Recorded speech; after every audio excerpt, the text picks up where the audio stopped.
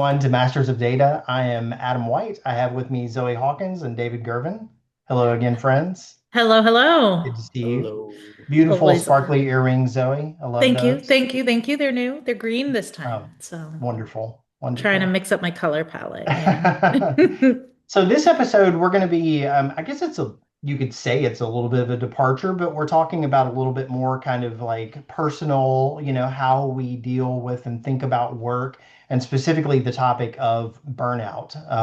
Zoe, I know, well, first of all, I'm glad you were able to take some time off last year. You took off kind of that chunk in, middle-ish of December through the beginning of the year. And I know, because we're friends beyond the podcast here, that you were doing a lot of journaling and reading, and part of that was like maybe some reflection and looking at burnout. What do I need to do to get excited about 2026? Not that that was a super hard job maybe, but like the topic of burnout has come up more and more. And I guess burnout sometimes feels like this extreme thing. Like when your mind thinks about burnout, it's like I'm done. It's like but actually it can show up in different ways. There can be different phases of burnout.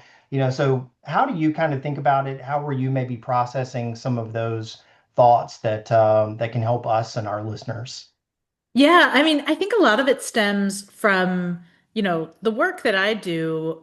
I often craft this story around who we are and what we do, right? Like that's kind of the joy of the work that I do is get to mainly my favorite part of the job is chatting to you both on the podcast.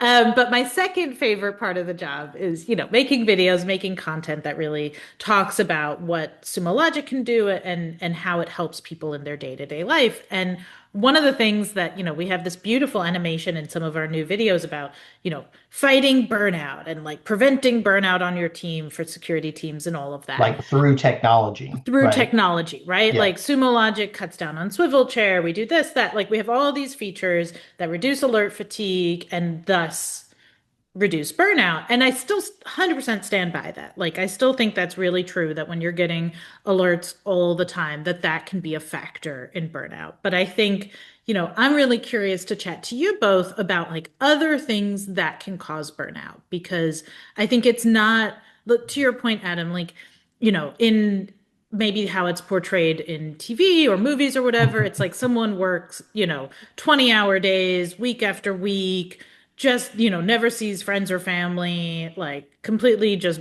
you imagine them like almost the example of like burning the candle on both ends. They're waking up early, they're working late. Like that's kind of the visual that we're given instead of realizing like sometimes it's just really repetitive tasks that are not interesting or lack of growth or, new things to learn or new things to develop or feeling like your work isn't impactful or making a difference. Yeah. Most Those of are the time some, it's more of a like death by a thousand cuts thing than, this like one thing. Because we all have right. seasons that are intense, but like it's that, constant kind of background noise of stuff that I think gets people more than anything. Yeah. And I mean, I saw some interesting conversation online around this idea of like, how do you do your job when you have like a million back-to-backs? And, some of these executives were talking about it. It was really interesting. They were like, this one guy was like, oh, you need time back boxing, you need time management, you need this, you need that. And this other guy was like, or just get good at being in back-to-back meetings all day. Like sometimes it's like a resilience of like training your brain to be okay in back-to-back meetings. But then, like, if I think if you were in back-to-back meetings and nothing ever got done, you'd burn out. If you're in Yeah. back-to-back meetings and you're making really great decisions, meeting after meeting after meeting, and being really productive and effective, you might get to the end of the day and be like, "This was a fantastic day." And so I think all of that matters. Like, I think that really can contribute to burnout or not contribute to burnout, as the case may be. Yeah. Yeah, So, totally. yeah. David, you were gonna say I saw you. I saw you. Oh, I mean, yeah. I mean, for me, it's never about working hard. It's like I like to grind. Not the like corny LinkedIn, like I work all these extra hours, but Um, like I rise like and to, grind, David. Rise and yeah. grind. Right. Yeah. I don't rise and grind. No. But I do like to win in like a Mm. very like. I mean, I played sports all through college, and I didn't graduate college.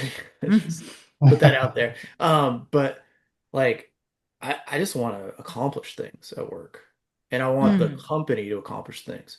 I think like the thing that burns me out is when you have inept leadership. And like so your team especially is like killing it and crushing things and the ball is getting dropped in front of you, but they're like a higher up, so you can't be like, what are you doing? Because you get fired. That for me is like soul crushing. I just watch it and I'm like, what is going on? We did all And this work. I guess my question though is like, when we think about career paths that lead to burnout, other than like ER doctors and, stuff like that, cybersecurity professionals are up there, like on that list. And so I'd be curious why you think security people are more in that kind of burnout. Yes. Yes. What do you think? I mean, I think that part of what David you're expressing there, I think, is just a lack of, and I guess, people and don't always bond with like goal setting and how you kind of advance this. Okay, we want to do a thing, how do we execute a thing, and really like step through what that looks like, so I think one is getting agreement and clarity on what it is that you want to accomplish. I mean, I think that's such a huge thing. And but there's also, and I think this is where the burnout comes in. A former CEO who I love used to say tyranny of the urgent, that like you never get beyond just the urgent thing that comes up every day. And so much of that is just prioritization in the business of like, saying we're not saying no to this. It's just not right now. Like Hmm. we have things that we are working to accomplish over a time frame, either to meet a deadline or just to like actually advance things. And so sometimes those urgent things we need to look at and say, are they actually urgent? I mean, I get that they're urgent to you. Is that a lack of planning on your part? And now it's my problem. Some of the, not that you say that in business, but like just those conversations that you have about, okay, my team has these goals and these things that we're trying to accomplish, and these other things are unplanned work, and we kind of have to treat them as such, and just have open conversations about like what it actually takes to advance things through a business. I think so much of that, in my opinion and experience, contributes to burnout. Yeah. And kind of to piggyback off that, what you asked a second ago, Zoe, on why do you think security people burn out the most? You don't win in security. Mm. So everything else You're you get, never done. Is that you're kind of never what you're done. saying, David? Like, Never yeah. done. Like just for SIM, for example, that's one of 15 things they may have to do, right? If you, when I was on the sales side, there's so many times I'd come into an op and they hadn't set the SIM they bought up 2 years ago. Still wasn't set up. Or if it was running, it like wasn't tuned at all. So it's like you can tell that team's overloaded. They're like burnt out on things. They're not getting any wins. And even if you like progress, this happened to me at a previous employment. We created the best damn AppSec team you could have. We had like amazing guys there doing good research. We were redoing engineering. We were embedded, all this cool stuff. And we were like feeling pretty good. But then you hit a point where you're like, well, I'm just triaging crap still. And then the company's like, yeah, you guys are doing really good, but you're expensive. Yeah. 75% be gone. And you're like, oh, okay, well, I was already burning out a little. So You were too good. yeah. So it's like security is a tricky one. Like in sales, they burn out because they get their quotas raised after they have a good year, right? You're like, I killed it this year. I got all this extra money. And next year they're like, well, you did so good last year. We're doubling your quota this year. And you're like, ugh. But that's like it's a different kind of burnout. It's like a stress, like you still have the ability to hit those goals and make that money. Like security is like a never winning thing. You're just trying to like keep the boat afloat. And that Hmm. guys don't like to say that, but that is the reality. Because even the best security teams in the world have giant holes. And I think that's like an overwhelming pressure. But the Yeah. other side, and not to get too like existential and philosophical, especially in tech, people who grew up loving developing or security and hacking and stuff like that, they got into the industry and then they tie their identity to their work, and you never really are satisfied with work. You never hit like, oh, like I'm a staff engineer now. Like, do you feel better about life? Well, no. Did do you make more money though? But did that fix everything? No. I have a bigger house, like, and tying your work to your identity, in my opinion, is why most people burn out from a philosophical standpoint. You got to figure something else out because work is just work. It's you're not changing lives out here. I hate to break it to everybody. That Well, new cool font on your app did not like make my whole world explode in a good way. but I think that is one of the things, like, I always joke, like, there are no marketing emergencies, right? Like, nothing should make us feel that, like, level of stress and heart palpitation and whatever. Um, but I do think, like, in cybersecurity, those emergencies, like, I think about, you know, what was it, last year, 2 years ago, when there was um the glitch and like all the flights got canceled. No one could Oh log yeah, into yeah. flight, like systems. Like this is global system failure that can happen with when systems go down. Yeah. And like you think about companies that go out of business because there was, I think we talked about it on a previous episode, someone gets hacked or there's ransomware or whatever and they can't afford to pay and they close their doors or they, have serious repercussions thereafter. And so I think there is that sense of like, there are bigger stakes, or there is kind of like not the end of the world, but it feels like it a little bit with Definitely cybersecurity. Certainly high stress. Yeah. Yeah. A lot of Yeah, and, times. and Yeah. and tying it into that, the consequences for you making a mistake are huge in security, Hmm. like huge. But except there's no win. Yeah. You still don't ever get to a point where you're like, we're safe. You never Yeah. get to like sit back one day and have a beer and eat some cake and be like, we're safe. Like it just never ends. So I think Yeah, I that remember there was a thing I saw a guy was talking about the difference in point 0.9. It was really interesting. Like it was this whole thing of like the difference in being 0.99 versus point 0.9 or something like that was that his team could go to lunch or they couldn't because like the SLAs were that much that like if the whole security team went for lunch and was out of office for 30 minutes, they Yeah. could lose their budget, their SLA budget essentially, because they didn't respond fast enough to something. And that is terrifying. And in the same breath, like when I have to wait for more than 3 minutes on anything, I get impatient. So, I mean, Right. like, if there's an incident, of course you want a response right away. If there's something going on, of course you want someone who's going to jump on it. But also, like, that's a human being on the other end who's has to be on call and burns out when there's 75 million of those a day. I had well, I had one of those last night where my daughter needed like a micro SD card for her Nintendo Switch or something, and I was on Amazon. I was like, "What do you mean I can't get one overnight? Yeah. It's gonna be here tomorrow, but not overnight." Like How that's long do I have to wait for I know, this? yeah. Just the expectations these days are, and I had that moment of realization, like, okay, this is completely unrealistic. Like this And is you could also get in it's your a car me and drive problem. drive Yeah, to it's Walmart true. and That's true. like Yeah. yeah. I just realized I did that in like so since I'm just in the marketing team, but I'm like on loan to security, I don't have emergencies in life anymore, and it's wonderful. Um, Yeah. but Not to brag or anything, I but forgot I forgot that the rest of my friends are still on security teams. Like my old team were still on a Signal Slack, and I sent them something I wanted them to play with that I built, and like no one even responded. And I was like, They bro, couldn't. like you guys don't Yeah. care about my life. Like what? I built this. I need beta. Like, why aren't you testing this for me? And they're like, bro, did you not see the vulnerability that dropped? And I knew about it, but I was like, oh yeah, you guys' life sucks right now. Like We're a I little just busy. I Yeah. forgot. Like they're all trying to fix the giant code bases at all their work because there's a vulnerability. And Yeah. it's like I forgot that part of the job. It just eats you, Mm. especially if you have I think, kids. yeah.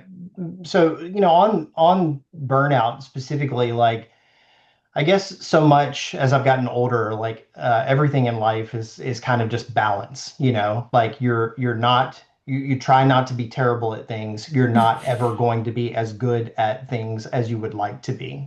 And so I think some of the burnout thing is just finding that healthy, space in your mind. And again, having conversations, often frank conversations with the people around you about like what is a realistic expectation for the amount of work that we're going to be able to get completed over a certain period of time, or because there are always, I mean, certainly every business I've ever worked in had budget and people constraints. It's not like we could just throw money or bodies at a problem, infinitely, right? So, what can we actually do in the time that we have, and how do we show progress in that time period, against that goal or a bigger goal? And again, I just think cognitively people one desire clarity. Like that's the one of the biggest things I've learned in my professional life is like if you can be clear with people about setting expectations early, about if things change, that's great, but also just like progress, because so many things in business just get stalled, or who has the ball, who's doing what, and I don't know, I just think that those things to me contribute to burnout as much as anything, and they're solvable. They may not be the most ideal thing. In other words, like lead to just the utopian version of the output or outcome, but you know, it's oftentimes the best you can do. So And Yeah. I'm a big believer in celebration. Like, I yeah, think that's something that I, have worked on with like a coach in the past and with other leaders in the past of like team wins, organizational wins. Like, David, to your point, like it feels like you never win in security, but it's like if you could pause as a team and celebrate, like, we were secure today. Like we did not have an incident. And by the way, we had like these and this many number of potential moments when that wasn't going to be the case. Like this team was able to keep us secure all day in spite of the odds. I think that's something that hopefully at least recognizes team members, at least like lifts people up to say like, oh wow, like we've upheld our SLAs, like we're doing good work. It doesn't always feel like it in the moment when you feel like you're firefighting. But in actual fact, like if you look back, hey, we resolved how many incidents, how many threats, how many vulnerabilities were we able to address? Like it's kind of a big deal. Yeah, yeah, I think that celebration thing is really missed on most security teams. Like I always feel like the security teams are supposed to be the cool team. So if you're not getting up at all hands and talking about cool shit you did, like you're cheating your entire team as the leader, you know? And it's like we have to listen to 4,000 sales things. Like there should be at least one security thing, right? Like I can only listen to like the 17th enterprise deal in a row with the same people on it. Like, I mean, it's cool. They're crushing, and I'm so excited because that's what moves the business forward. But like from like a morale standpoint, like I want my team to like get recognition and just to know there's badasses working behind the scenes every day that have a hard job. yeah, Yeah. keeping people safe I and think the secure. other Like thing though, it's oh, go ahead. no, I was just saying it is something that to your point, Zoe, like celebrating, okay, we weren't affected by this vulnerability, and maybe celebrating that as something that's like, our team did a good job, or bought the right tools to keep us safe. That's something that we kind of take for granted until you're smacked by something, and then it's like all doom and gloom. It's like, what about all the rest of the time where things went right? Not every Yeah. business is going to get everything right all the time. Yeah, or your sock caught Chad in marketing clicking on something for the 15th time and contained it and didn't allow the vulnerability to happen, right? Yeah. But one thing I think we're forgetting is like health. To me, like I can go through hell and back if I'm health. I've had a lot of health issues in my life. So I'm pretty big on this, but like any of my friends that are in tech that don't work out, I'm not saying like you have to lift weights or whatever it is. I do. You have to. I mean, all studies show that like exercise are like equal to SSRIs to a certain degree. Not for everybody. Some people obviously need that stuff, but um, like you need to be doing that kind of stuff. You can't, we're not made to sit in front of these damn screens. Like I always tell people, I mean, I was a welder, right? And a ship captain.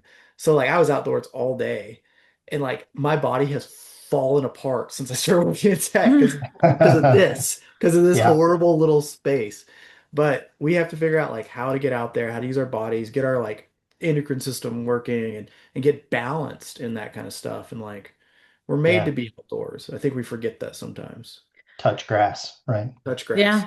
Yeah, I do agree. Like I think there's all sorts of research about like when you have a problem, take it for a walk or like go lift Mhm. weights or do whatever. Like doesn't have to be, I mean, I love throwing barbells around, but that's not for everyone. But like, it can literally be as simple as like a 5-minute walk. But I think the problem comes in, and this is maybe where security folks also struggle, is like you can't just let it sit for 5 minutes. Like your SLA doesn't let you.